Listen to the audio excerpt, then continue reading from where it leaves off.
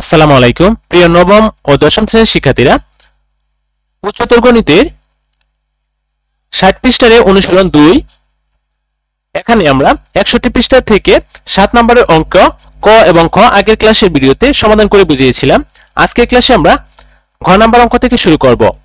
ঘ নাম্বার অঙ্কের ডাকে লেখা আছে x³ plus 2x square plus 2x plus 1। চলো এটার সমাধানটা করে নিই। তুমি লক্ষ্য করো, আমি ডাকটা লিখে নিলাম গ নাম্বার দিয়ে x³ plus 2x square plus 2x plus 1। মনে করি px ইকুয়াল, আমরা এবার x এর চলক, এখানে x ছাড়া অন্য কোনো চলক নেই এবং ধ্রুব সংখ্যা এবং ঘাত রয়েছে। তো x³ plus 2x square plus 2x plus 1 p of x আমরা ধরে নিয়েছি। এবার x এর জন্য একটি মান নির্ধারণ করব। এখানে ধ্রুব সংখ্যা হচ্ছে 1। আবার x এর জন্য আমরা -1 বসিয়ে পাই। x এর মান -1 বসিয়ে আমাদের এটার সমাধান করতে হবে। তো লক্ষ্য করো, এটাকে আমরা প্রথমে x এর মান বসিয়ে নিলাম। তো x এর জায়গায় x এর মান -1 বসিয়ে, উপরে কিউব ছিল তাই কিউব দিয়ে নিলাম, প্লাস আবার প্লাস বসিয়ে নিলাম 2 ইন্টু x এর মান -1 বসিয়ে উপরে হোল স্কয়ার দিয়ে দিলাম, প্লাস চিহ্ন বসিয়ে নিলাম, আবার 2 ইন্টু x এর মান -1 প্লাস 1 বসিয়ে নিলাম। এবার -1 কে যদি আমরা কিউব করি তাহলে -1 পাবো, প্লাস প্লাস চিহ্ন বসিয়ে নিলাম, 2 ইন্টু -1 এর উপরে হোল স্কয়ার আছে, -1 কে হোল স্কয়ার করলে আমরা 1 পাবো। এবার 1 দিয়ে 2 কে গুণ করলে 2 পাবো, প্লাস চিহ্ন বসিয়ে নিলাম।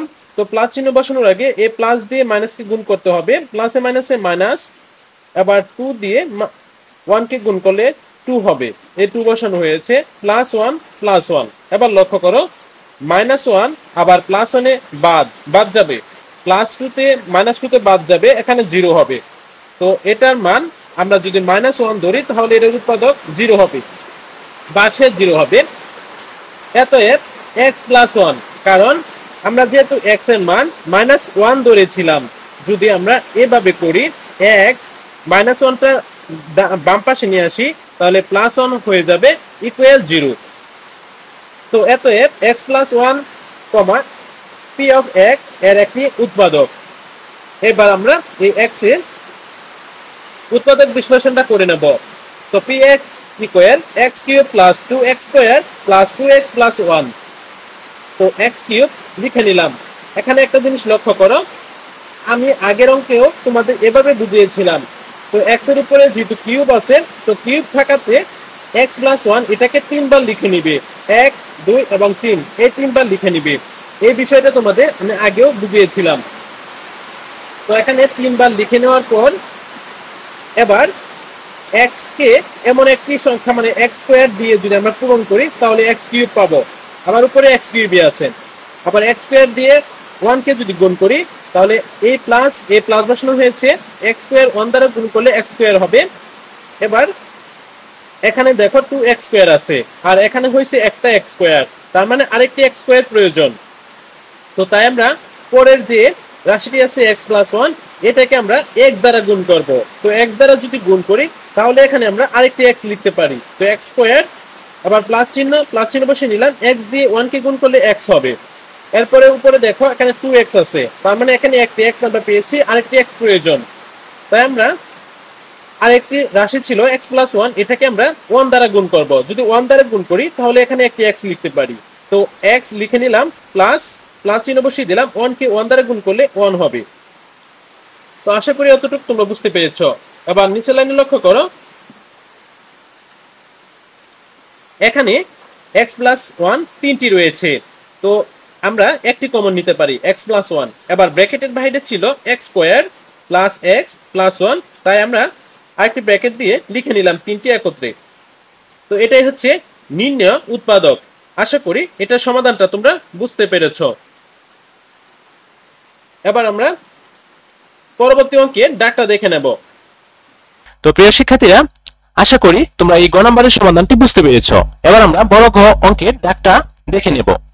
তো বড় ঘ অঙ্কের ডাকে লেখা আছে x into y square plus z square plus y into z square plus x square plus z into x square plus y square plus 3xyz। চলো এটার সমাধানটা করি নি। দাগ অনুযায়ী প্রথমে লিখে নিলাম ঘ নং x into y square plus z square plus y into z square plus x square into plus z x square z into x square plus y square plus 3xyz।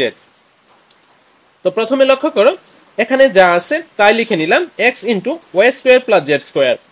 এবার এখানে 3y না xyz রয়েছে, তার মানে এটাকে আমরা তিনটি খণ্ডে লিখতে পারি, মানে এটাকে আমরা xyz তিনবার লিখতে পারি। আবার দেখো x প্লাস ওয়াই xyz লিখে নিলাম, লেখার পর প্লাস চিহ্ন দিলাম, দেওয়ার পর আমরা এটাকে সূত্র মেলানোর জন্য এভাবে ভেঙেছি। এরপর y into z square plus x square লিখে নিলাম, প্লাস আবার প্লাস চিহ্ন দিয়ে নিলাম, আবার xyz এখান থেকে আরেকটি লিখে নিলাম, এরপর প্লাস চিহ্ন দিয়ে z into x square plus y square লিখে নিলাম, এবার প্লাস চিহ্ন দিয়ে এখানে আরেকটি বাকি থাকে xyz, তাই আরেকটি লিখে নিলাম। আবার নিচের লাইনে লক্ষ্য করো x দিয়ে ওয়াই স্কোয়ার কে এবং জেড স্কোয়ার কে গুণ করলাম, তাহলে হবে কি x ওয়াই স্কোয়ার আবার x জেড স্কোয়ার, এই যে প্লাস চিহ্ন দিয়ে x জেড স্কোয়ার লিখে নিলাম, আবার প্লাস চিহ্ন দিলাম xyz লিখে নিলাম, প্লাস প্লাস বসিয়ে নিলাম, y দিয়ে z square plus x square কে গুণ করলাম, y z square plus x square y, plus এই প্লাস চিহ্ন বসিয়ে নিলাম, xyz বসিয়ে নিলাম, প্লাস চিহ্ন দিলাম, এবার z দিয়ে x square plus y square কে গুণ করে নেব, তো হবে x square z plus y square z plus xyz, তাই বসিয়ে নিলাম। আবার নিচের লাইনে লক্ষ্য করো x y square x square y, এটা আমরা এখান থেকে সাজিয়ে লিখেছি, এখানে যে এক্স স্কোয়ার ওয়াই এটা সামনে নিয়ে এসেছি, আবার এক্স ওয়াই স্কোয়ার এটা আমরা এভাবে লিখেছি, মানে আমরা প্রথমে এক্স এবং ওয়াই এর চলকগুলো আলাদাভাবে লিখে নেব, এরপরে xyz লিখে নিলাম, আবার প্লাস চিহ্ন দিয়ে xyz আবার লিখে নিলাম, প্লাস এখানে রয়েছে ওয়াই স্কোয়ার জেড, এই যে ওয়াই স্কোয়ার জেড এটাকে আগে লিখবো, তাই এটাকে আমরা লিখে নিলাম y square z plus y z square plus x square Z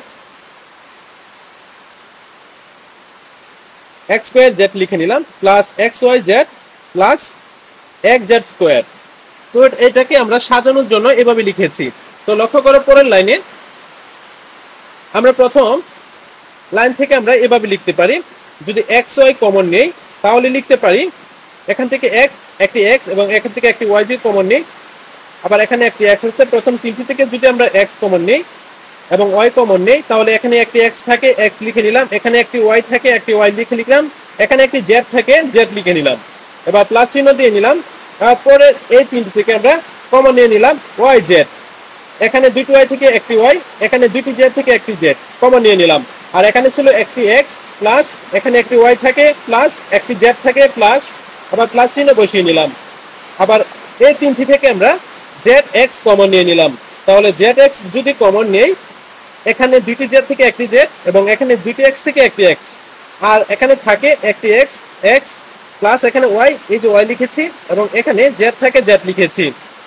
এবার লক্ষ্য করো এখানে তিনটি রাশি হুবহু একই, এই তিনটি থেকে আমরা একটি কমন নিতে পারি x plus y plus z, এবার ব্র্যাকেটের বাইরে ছিল xy yz প্লাস zx, এগুলো আমরা একত্রে লিখে নিলাম।